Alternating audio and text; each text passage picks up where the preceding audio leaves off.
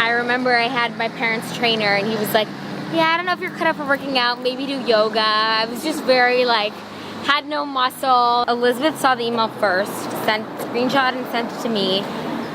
When I first saw it, like, you know, your eyes like can scan an email quickly, I thought it was like a bot. And then I looked back and I'm like, oh my gosh. Hi, this is Lauren Engel of Strength Culture. Today I'm here with Dale of Sweats in the City. Hi. So you're born originally in Toronto? Yes, born in Toronto, moved to New York 7 years ago. How would you describe yourself back then growing up? Ooh, I was definitely someone that I like change and I like to do things differently. So I just found that being in Toronto, a lot of people do the same things. They grow up in the same areas. They stay, you know, they go to school not so far away. And I've always just been eager to explore. I'm a big traveler and change and put myself in new environments. Yeah, were you into school back then? Yeah, I was pretty studious growing up in certain subjects. Math was not my favorite subject, but I was big into writing, so that was my strong suit. I studied like communications and media in college. Yeah, like Western Ontario. Yes, that's where I went, yeah. What made you want to study that? I thought that's what I wanted to do when I first went to college, maybe write for a magazine. I'm very creative when it comes to writing, like that's my strong suit. So I always liked creative writing and I still am able to do that. What careers were your parents when you were growing up? So my dad was a lawyer and he still is, but he doesn't really practice. And then he became a film producer because he was an entertainment lawyer and then realized he loved producing films. So he would actually come out to LA quite a bit. And then now he's in real estate development. And my mom doesn't work anymore, but she was in fashion for a long time. She was in buying. Yeah. And back then, like in school, were you doing a lot of fitness back then? Were you like in college, like in school teams, I mean, or high school teams? Yeah, I grew up doing some sports, playing some sports, soccer, swimming. But I actually was not into like the fitness aspect at all. I would never work out. I remember I had my parents' trainer and he was like, yeah, I don't know if you're cut up for working out, maybe do yoga. I was just very like, had no muscle and it was just not, I was very like scrawny. I actually started really enjoying it and getting into it when I started doing a lot of yoga and So your teacher was right. Yeah, the teacher was right. I started getting into it, but then I wanted to amp up my workouts. And then I started doing ClassPass and so did Elizabeth. And we realized we had this like passion for reviewing studio. And then after you studied at Western Ontario, you went to FIT?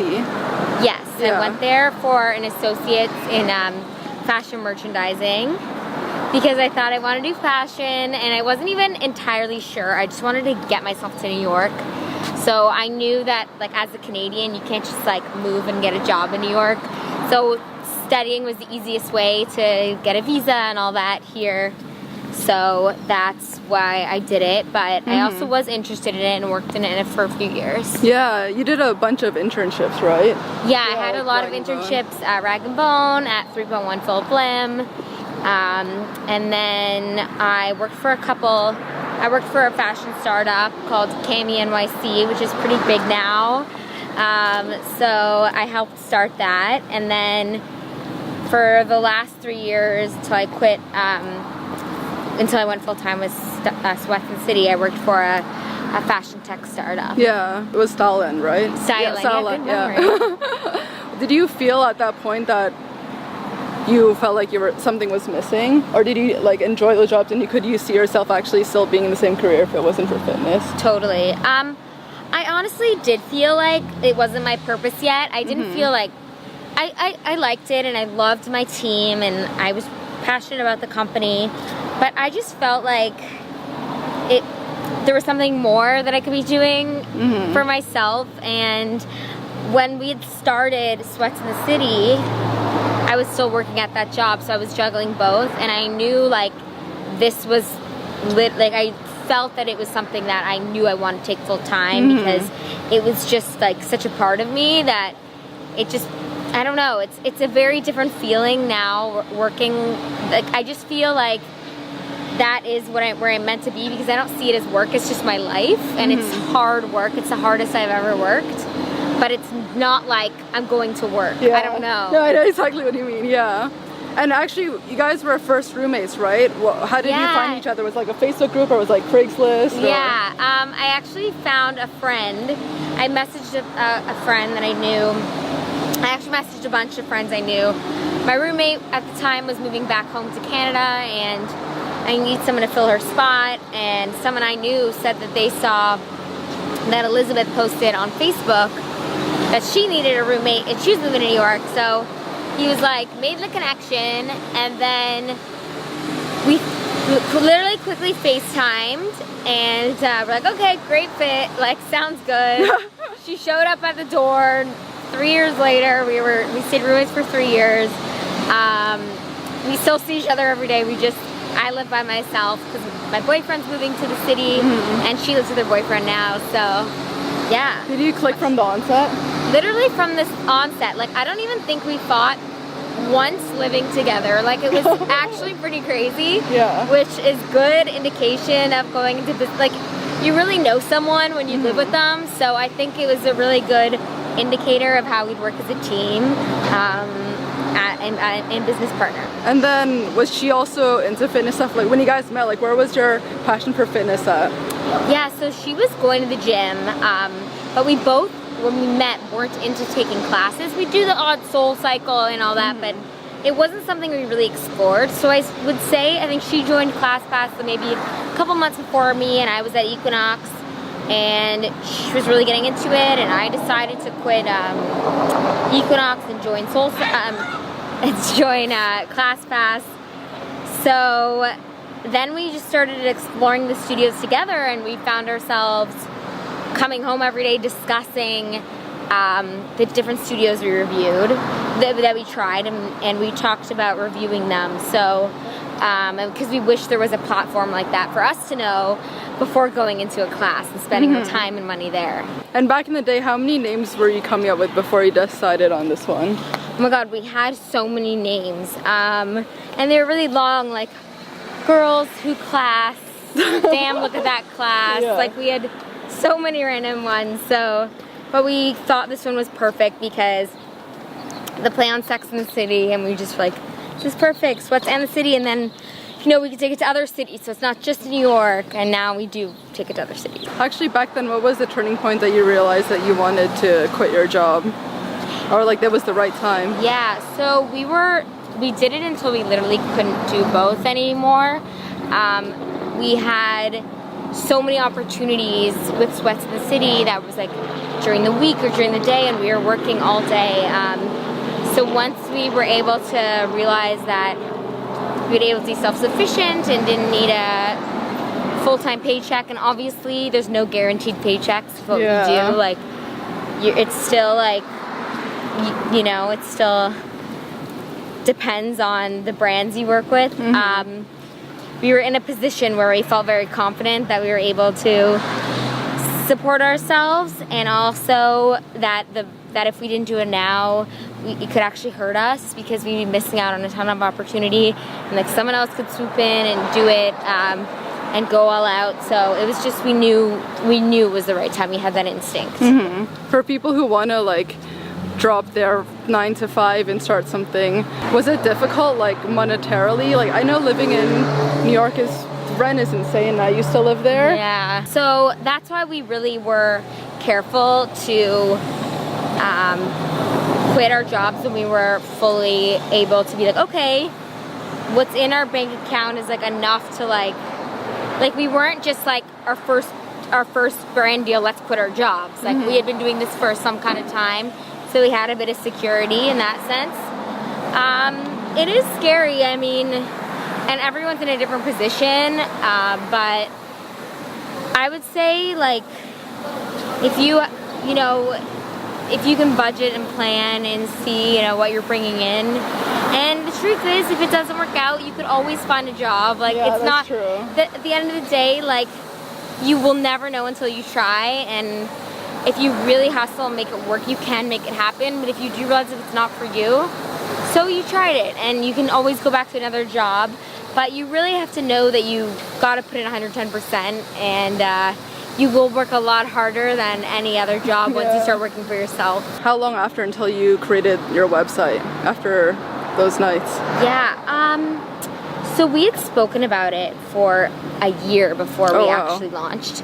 But we had started writing the reviews just as like, we were too scared to actually go live with it, but we just started writing the reviews, I would say 6 months into it, and then we just kept like a note of all of the reviews, and then we went first live with our website, and then we decided to just go for it a year in the idea with our Instagram page. And then how were you promoting the Instagram initially?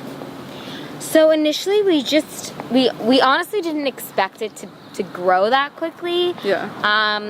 And we just launched it. We put on our personal accounts. We each had like maybe, she had a few thousand, I had like 1,000 or so at the time. And just started following people that we were friends with, people we knew. So we got like a couple thousand in the first 2 days, so was able to just start it a little. Yeah. And then we started to grow as we started collaborating with brands and, you know, getting some exposure that way and some press. But that when you were like still starting out really small, how were you reaching out to these brands? You know, the most effective way that would be like DMing them. Mm-hmm. Sometimes it was email, but a lot of the times it's also like events. If we heard of events, we'd go, we'd make connections in person. So it was very like organic that way. It wasn't until recently that we had an agency, but yeah, so we basically have to take it into our own matters and outreach and do a lot of stuff we wouldn't do now for the money or the free labor that we did then, but it was worth it in order to get our name out there and everything. Did you have certain people that you were looking up to when you were first starting this? Yeah, you know, there wasn't anyone like doing what we did, but there were tons of influencers out there that we were looking at. Like, of course, we knew the Tone It Up girls, and you know, Kayla Tsenis, we would use her platforms, but they're huge. But there was the reason why we did start this was because we couldn't find anything on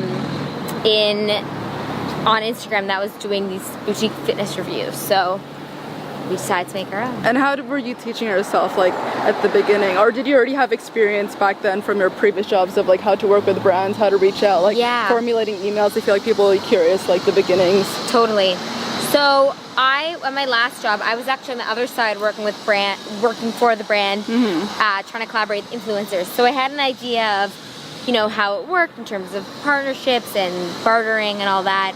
And Elizabeth had a background in sales. So it's like the perfect combo. Yeah, so it really was like we had the creative mixed in with the business sales type situation. So we were able to put our heads together and see, you know, what approach we would take, but it took a lot of learning. Like, we didn't know rates at the beginning, we didn't know anything.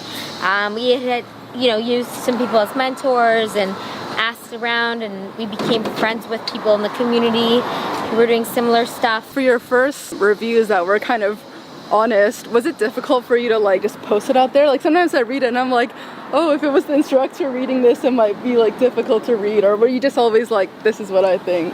So we always try to do like make a positive spin on it, and we would never try to ruin anyone's, like we would never try to put anyone down, but we will obviously promote what we love, and we'll be honest if something we didn't love that was worked for us.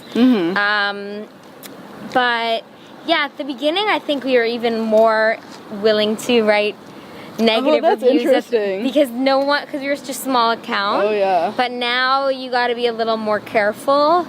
You know, some people take it really personally, and you don't want to ruin that relationship or burn any bridges. But we also have to make things very authentic and organic, and we don't love everything. So yeah. Has it ever backfired, or someone came up to you?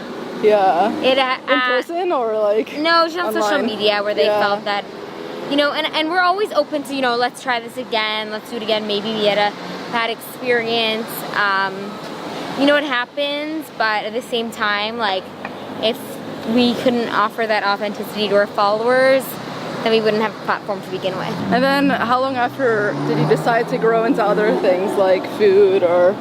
Yeah, so pretty quickly on, we you know, when we started posting reviews, our community were asking questions like, you know, where our leggings were from or what we were eating post-workout, and just questions around our skincare routine and hair care. So we realized, you know, health and wellness is all encompassing. It's not just about the workout classes you do. And as we began to develop our personalities and on social media, we thought that it was important to share, you know, everything that, you know, came with it. So now we talk about relationships and everything that we deal with traveling.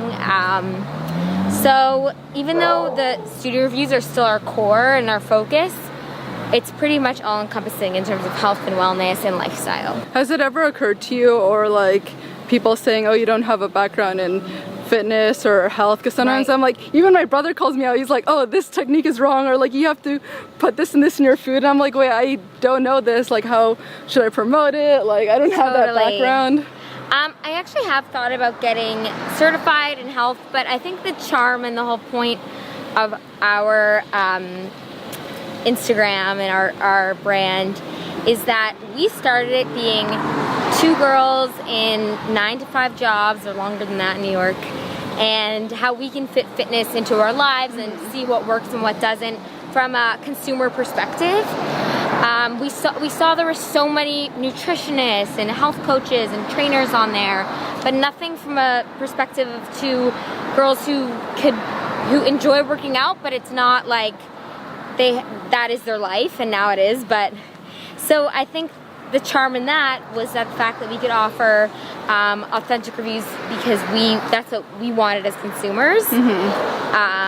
Instead of having a method or anything. But we don't train, we don't teach, we simply just do, you know, try the products, test them out, and show how all that healthy lifestyle can fit into a life, like a normal lifestyle that's not dedicated to like health and wellness. So if you're someone who has a 9-to-5 job, like working out and all that, how that can be incorporated into it. Did you feel like after it became way more like professional stuff that you would have to educate yourself on food, or like what causes what? And like sometimes if someone asks me like, oh, what's the benefit of so and so, I'm like, I don't know if I can explain that. Totally. We've had to educate ourselves a ton. You know, we go see nutritionists ourselves so that we can get an idea of what we should be eating. And you know, we don't like to ever preach diets for anyone. We're very careful about like, you know, this works for us, but we like to have that kind of mentality from point like everyone's unique. If you have any issues, like seek professional help. There's no one way to look at healthy eating and diet and exercise. Everyone is so different. And but we do, whenever we post about products or, you know, supplements or food, we always do our research, and we've always tried it ourselves. So we're never, and then we also confirm for information. So yeah, that's how much we pretty much do it. So I read a previous interview, and like haters fueled a lot of followers early on. Yes. Which I thought was really interesting, because I think like it's the opposite. So how did that happen? Oh yeah, this is a while ago.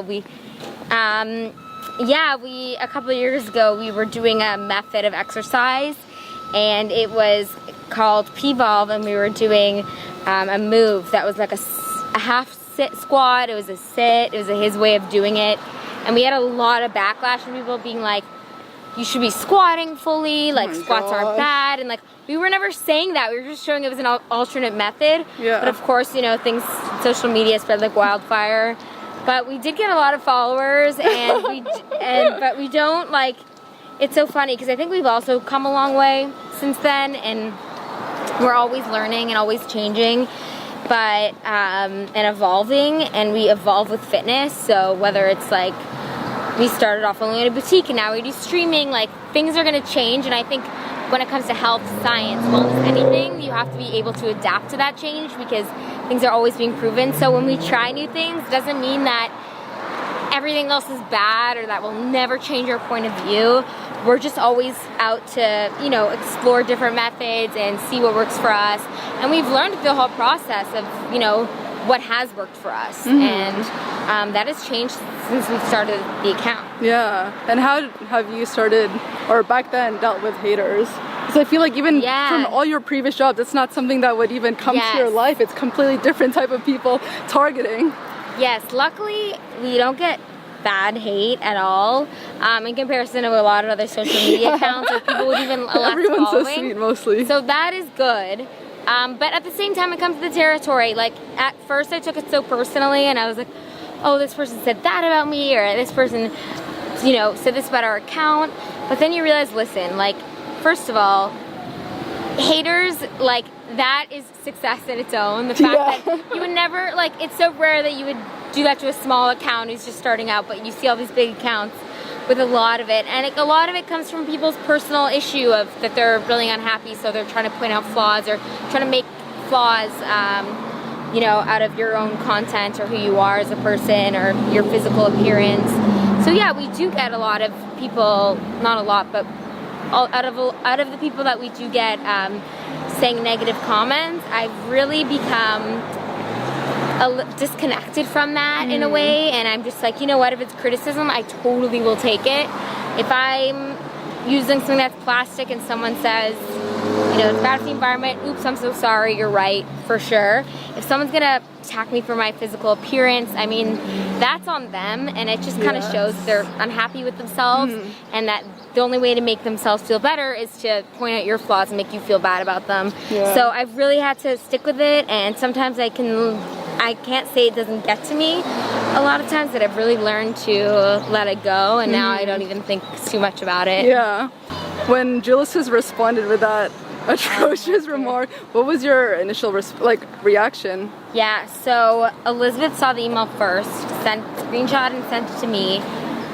When I first saw it, like, you know, your eyes like can scan an email quickly. I thought it was like a bot or something. Oh yeah, like, I just saw like with the spam. caption. Yeah. Like, this can't be real. It must just be some like weird bot.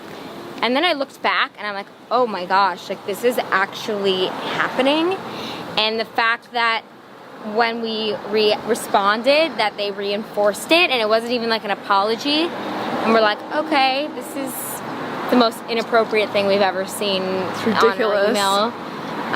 Or from any business partner. Like, you know, there's always a way to just turn us down or ignore us. Like, you don't have to use vulgar language to try to get your point across when we didn't even ask for your opinion on our choice of clothing. So that was pretty shocking to us, and we decided to take it to social media because I think exposing this kind of behavior and the repercussions, showing people the repercussions of it, such as him getting dropped by 4 stores that he was in, is really important, because it helps. It's one step to put an end in, you know, that kind of behavior if we accept it. We don't know how this guy's treating his employees. We don't know how this guy is, you know, other women or other companies that might be operating in this way. They have to learn that it's like not okay, and that if we see it, we're going to expose them for it, because the more you expose this kind of behavior, hopefully the more it starts to disappear. Yeah. And did it ever occur to you the other side that you were scared to show it? Because I feel like for me, I'm like, oh, what if like brands are scared that I will call them out? Or yeah, totally. We didn't even think of that, only because we got such a positive response from the community, and we thought, you know, any brand we've worked with, it's been so professional. We like to carry ourselves in a professional manner, and we've never received something so unprofessional. So I think it was more important for us to share this message than if a brand was like, didn't think it was okay, then we wouldn't want to work with them either. And I think a lot of the coolest part was that a lot of brands reached out to us and were just in support of us, and right away were telling us, you know, I'm so sorry this happened, we're gonna drop this brand. And I just think it was more for stopping this behavior than it was to just like, there was a real purpose in sharing it, and it proved to be, you know, worthwhile. So And were you surprised when like bigger sites like, is it health.com, they were sharing it? That's big. That was cool, because again, it was just like, this is another step in a direction of ending this kind of behavior. And like the fact that Daily Mail wanted to report on it, and, you know, Health Magazine, it was just like, yeah, we just kind of wanted to make it like people aware of this. And not show that it can't be tolerated. Yeah. And what was the turning point that you wanted to join an agency? We had been approached by a few, and we were doing well on our own in terms of like having a ton of partnerships, but when we got approached, we saw like from WME, there's a lot of opportunity there. At the end of the day, you still have to show up for yourself, and it's all depends on you. Like, you're the best person to sell who you are, and you're the only person that's gonna really work as hard. So we're with an agency, but it doesn't really make a difference on our level, because usually these agencies, you know, they work with top celebrities and brands, so they get the big deals for them, but it's good to have the support and to bounce ideas off of. And then when did it click to you to start, like, I guess, merch or your bags? So we started off by, you know, we did a collab with a workout set, which we always dreamed of doing. We got approached by a brand, and then one of my good friends had a bag line, and she sold contemporary bags at like a higher price, like a price point of like $295 to $695, and I knew she started a few years ago, and we were just talking, and we're like, we should totally do something together. And that's when it clicked. I was like, what are we missing? Like, how could we do something that could be on brand for both of us? Like, what are we missing? And it clicked that a gym bag within our gym bag was what we were missing. Like, we always found plastic bags or reusable bags. They're just not cute. We don't want to waste plastic, but we want something that's like can hold our sweaty clothes and our essentials, but not as big as a gym bag. So at like a good price point. And then when we started to sell them, we realized it would be really cool if we could start getting merchandise that we love to put in the bags, so people can get like a sweaty stuffed bag with all our favorite things. For the future, you want to be more of like a brand. What does that entail? Like, are you gonna have like apparel or? Yeah, well, we hope to have a lot of apparel, and really, like, we're doing a lot to our website to build it out, with a whole interactive map with studio reviews. Oh, that's so smart. Yeah, we're trying to bring ourselves, like, not just promote product, but and review it, but really turn into a resource when it comes to boutique fitness, and also come out with our own products that we know that we would love. So, because we see so much of it. So it'd be really cool to do that, and maybe consulting with studios all that, and media stuff. We'll see. And do you have a YouTube channel, or is YouTube something that you want to explore more? We really do want to explore more. We do not really use YouTube. We started using IGTV. So we've been putting our snack time series up there, which is like a weekly series where we interview each other, just ask each other like raw questions about everything, and while we're eating a new snack of the week. And we started putting that on IGTV, and so it's become like pretty popular. I feel like people would be so excited to see vlogs and stuff. I know. Yeah. It's a lot of work, but we should really get into it. What do you like about Elizabeth's personality? Oh, lots of things. We get along very well. I mean, we both love the same things. She's, you know, very outgoing, very personable, she's very generous, she's hardworking. Yeah, like, we just click as people. How has your relationship with her grown over time? It's, you know, we've always had, I think, a very special relationship that we're able to be friends and business partners. Like, we can talk to each other honestly, and I think no matter who you get into business with, whether it's the most amazing person in the world, your husband, whoever, of course you're gonna see things in different ways sometime, but we always find a way to make sure we're both happy and talk things out. And, you know, if something goes wrong, we tell the other person, and we move on. And it's been working out. No business relationship can be perfect, but we really support each other, and we both have a very similar vision, you know, of what we want, and Yeah, we trust each other. Like that's a huge plus. Like I definitely trust her with everything. So we're always on the same page with a lot of things. What would you say have been the biggest challenge or challenges so far for Sweats in the City?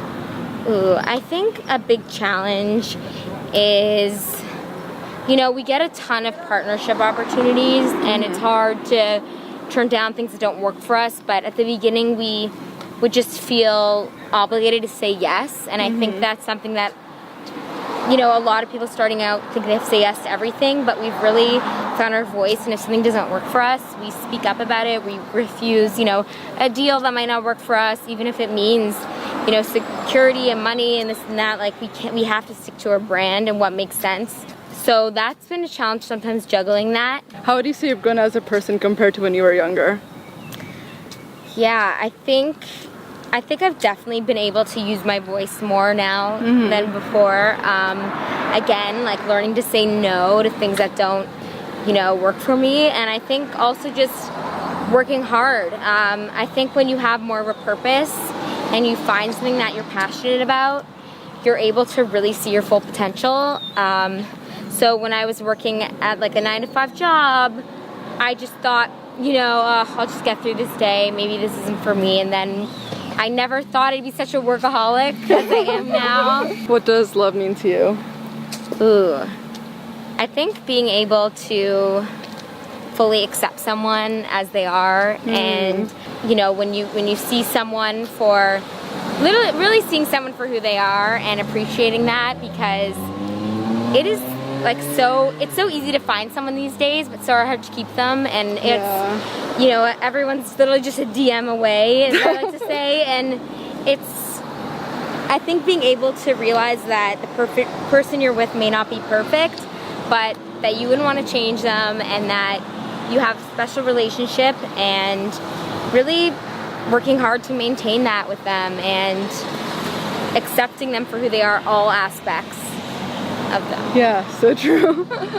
Last question, what do you want Sweats in the City to be remembered for?